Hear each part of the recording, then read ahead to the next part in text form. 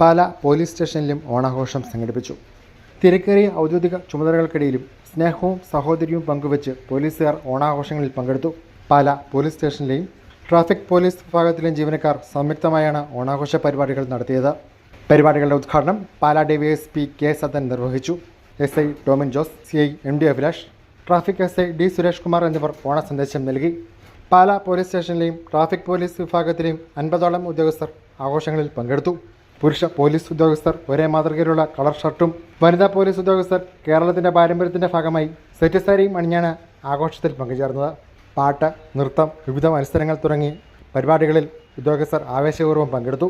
വിഭവസമൃദ്ധമായ ഓണസദ്യയും ഒരുക്കിയിരുന്നു. പാല മരീസാനൻ ഡയറക്ടർ സന്തോഷ് മാവേലിയുടെ വേഷത്തിലെത്തി ആഘോഷത്തിൽ പങ്കുചേർന്നു. മാവേലിയെ പോലീസ് ഉദ്യോഗസ്ഥർ ആവേശപൂർവ്വം വരവേറ്റു. ഓണത്തിൻ്റെ സൗഹൃദ സന്ദേശം ഉയർത്തിപ്പിടിച്ച ആഘോഷ പരിപാടികൾ ആവേശവും ആഹ്ലാദവും പകർന്നു നൽകി. ന്യൂസ് ബ്യൂറോ, പാല.